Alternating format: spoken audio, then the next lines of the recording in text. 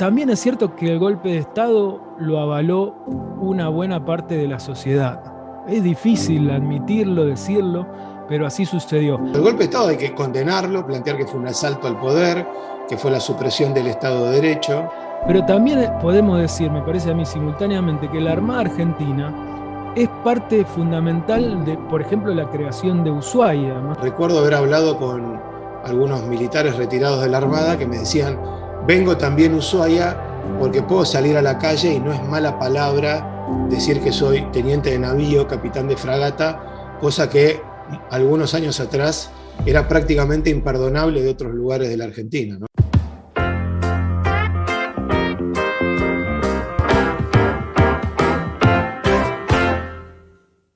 Hola Gabriel, ¿cómo estás? Otra vez nos encontramos en Contrapuntos, hicimos una primera grabación la semana pasada y este es el segundo capítulo. Vamos a hablar particularmente sobre la dictadura, la última de las dictaduras en Argentina. Inició el 24 de marzo de 1976, terminó el 10 de diciembre de 1983. ¿Cómo va, Guillermo? Le mandamos un saludo también a Carla Fulgensi, integrante también de esta columna, y al editor enmascarado que estará por ahí, que siempre nos da una mano para terminar de darle forma a esta sección. Vamos a hablar hoy de la dictadura. Es un tema que es difícil de abordar porque me parece a mí que hay mucho dicho, ¿no? Van 46 años, ¿no? Dijiste vos. Entonces, da la sensación de que cuando llegamos a este tipo de fechas, se corre el riesgo de reiterar. No sé si vos coincidís con eso. Sí, totalmente, Eh, Gabriel. yo tengo la idea de encararlo de esta manera. Yo creo que este acontecimiento histórico es, como todo acontecimiento, uno muy complejo. Es decir, que me parece que lo primero que hay que tratar de hacer es no transformarlo en esto que a los argentinos nos cuesta muy poco, que es volverlo un Boca River, que en este caso sería todos los militares son tal cosa, o todos los montoneros son la otra, o digamos, volverlo simple cuando en realidad es complejo.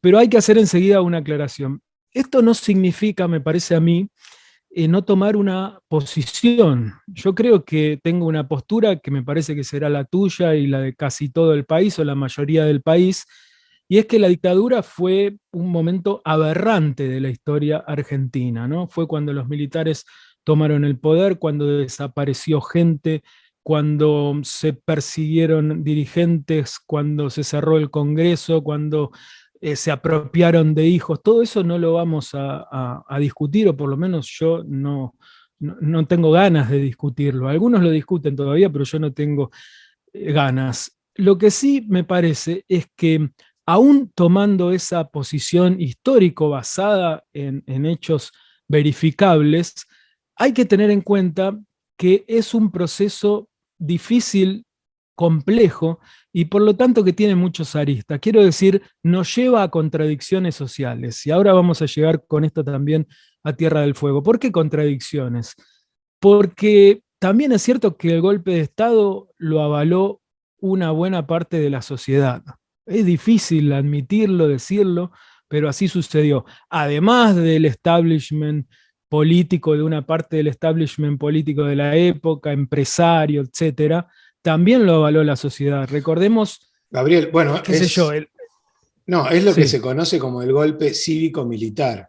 claro, Un sector de claro. la sociedad civil argentina, básicamente la economía concentrada, más determinados grupos económicos relacionados con la economía rural y determinada economía industrial, usaron de mascarón de proa a las tres Fuerzas Armadas, el Ejército, la Aviación y la Armada Argentina, para producir un asalto al poder institucional, más allá de la crisis política que se venía dando con la presidencia de María Estela Martínez de Perón, conocida como Isabelita, pero había una infinidad de salidas democráticas e institucionales distintas al golpe de Estado. El golpe de Estado hay que condenarlo, plantear que fue un asalto al poder, que fue la supresión del Estado de Derecho, la anulación de los derechos y las obligaciones de argentinas y argentinos, Y podemos analizar aristas, lo que creo que tiene que dejar en claro, por lo menos que quienes integramos Contrapunto, vos, Carla y yo, condenamos abiertamente este tipo de actitudes absolutistas, fascistas, Sí, antidemocráticas, que después uno puede revisar quiénes fueron cómplices y salir del mero reduccionismo que fueron los militares. Mucha gente claro, fue a, claro, mucha gente fue a golpear la puerta de los cuarteles, como se decía en esa sí, época. claro, eso es lo que yo quería plantear. No, no, me parece que no es un hecho para reducirlo, ¿no? Yo veo que a veces se comunica esto, cada 24 de marzo suele suceder, de una manera simplificada cuando no lo es. También hay que hurgar un poco en estas contradicciones. ¿Por qué una parte importante de la sociedad avaló el golpe, por ejemplo? ¿Qué situaciones políticas y económicas se generaron en el país para que una parte de la sociedad estuviera de acuerdo con el golpe? ¿Por qué llenamos la Plaza de Mayo para acompañar el 2 de abril y la toma, la recuperación de las Malvinas? Todo eso también pasó en la Argentina, y yo creo que sin llegar a la absurda teoría de los dos demonios, hay que planteárselo también, porque si no, y ya yendo a Tierra del Fuego, si no entramos en esas contradicciones, caemos en la tentación, me parece a mí, de demonizar a un sector de la sociedad y a creerlo el único culpable, ¿no? Y en Tierra del Fuego es muy interesante, porque en Tierra del Fuego podemos decir todo esto que dijimos de las Fuerzas Armadas, sobre todo de la Armada, que es la que principalmente tiene presencia aquí, pero también podemos decir, me parece a mí simultáneamente, que la Armada Argentina es parte fundamental de, por ejemplo, la creación de Ushuaia, más allá de la polémica que hay sobre si la creó la Armada o la prefectura, que casi todo el mundo está de acuerdo en que fue la Armada, ¿no?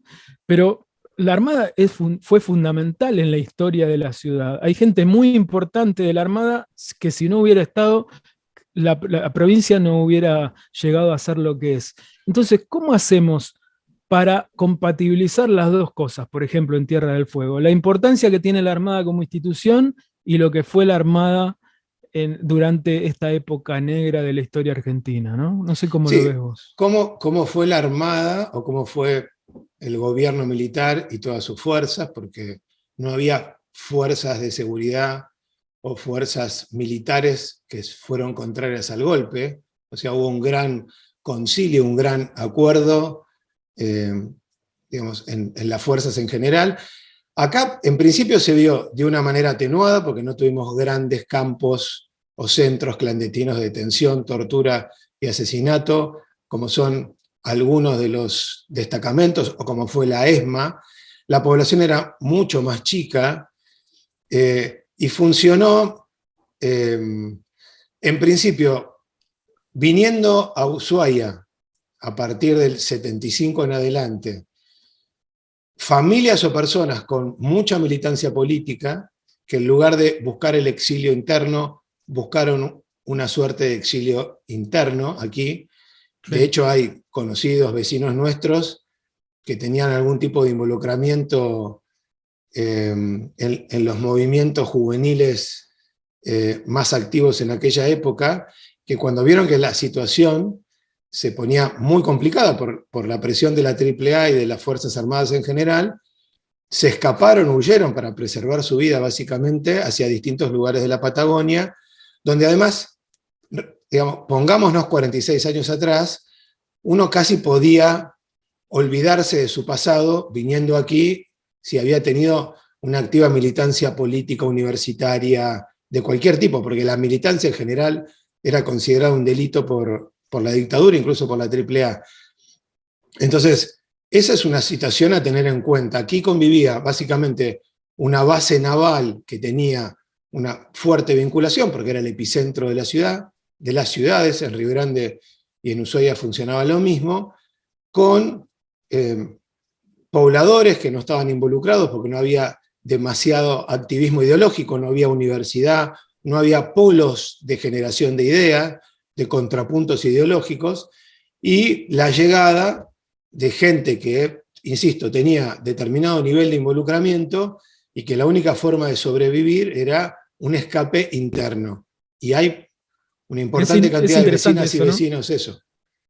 Sí, es interesante porque convivieron los dos escapes, ¿no? En la dictadura hubo gente que era militante política, podía ser de izquierda o podía ser peronista, no sé, estaban prohibidos todos en esa época, Sí, dirigentes que en lugar de sindicales.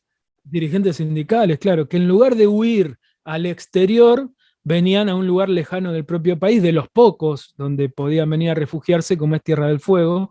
Conocemos varios casos, y también hubo de los otros, o sea, militares que después de participar de tareas, digamos, de las más nefastas que han protagonizado, vuelos de la muerte, etcétera, también se venían a refugiar acá durante un tiempo o durante no tanto tiempo. Algunos se vinieron a vivir acá para no ser tan visibles, ¿no?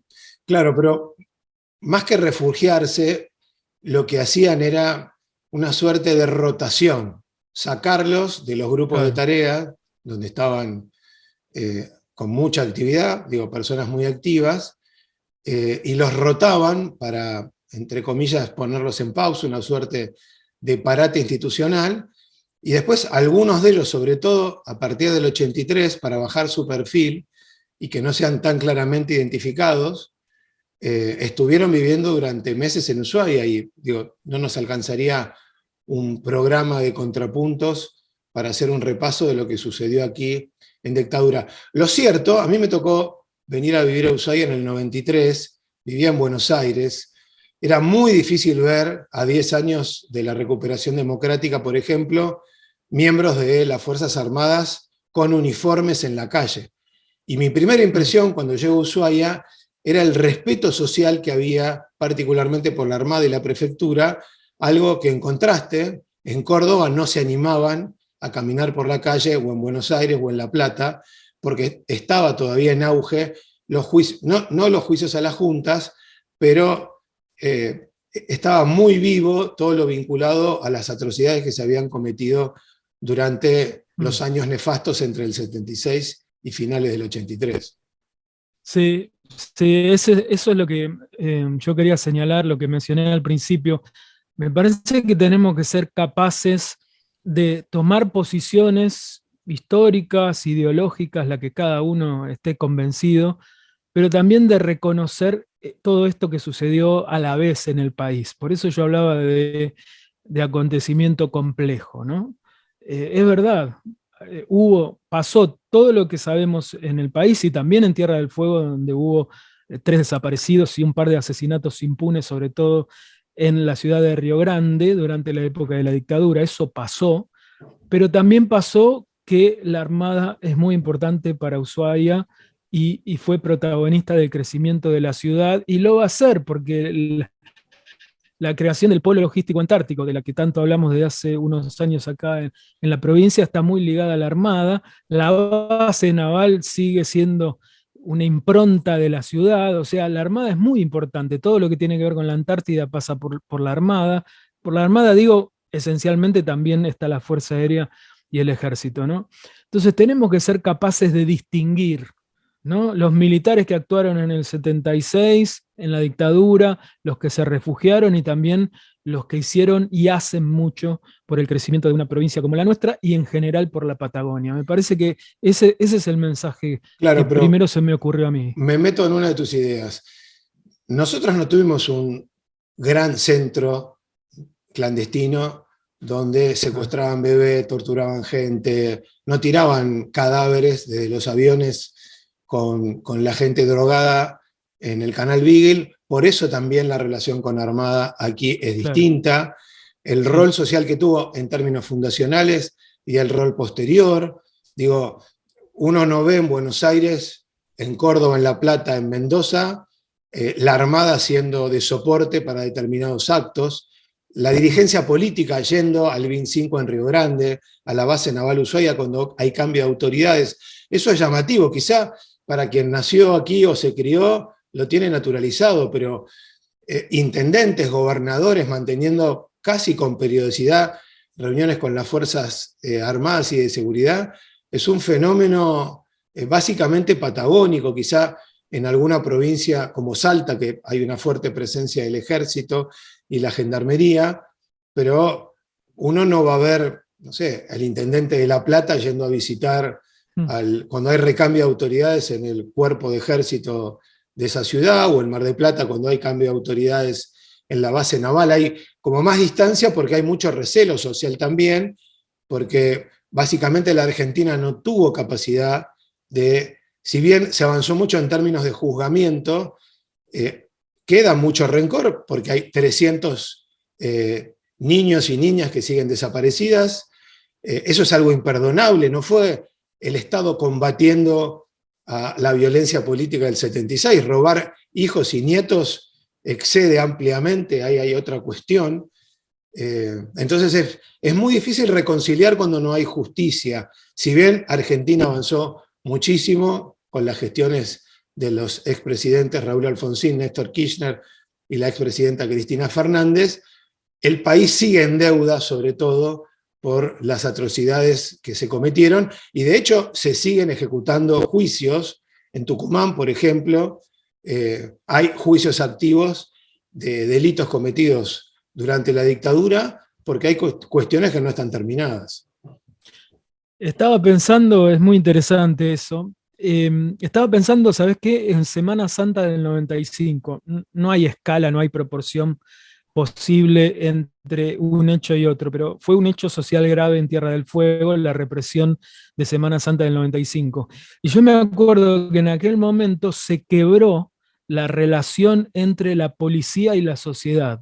Hubo policías que tal vez no habían tenido ninguna intervención en la represión, que tenían problemas en el barrio, los insultaban cuando volvían a la casa, cuando entraban, cuando salían, y llevó un tiempo que la gente se fuera olvidando de eso, que se juzgara a los policías responsables, a los pocos que se juzgó, y finalmente eso se superó.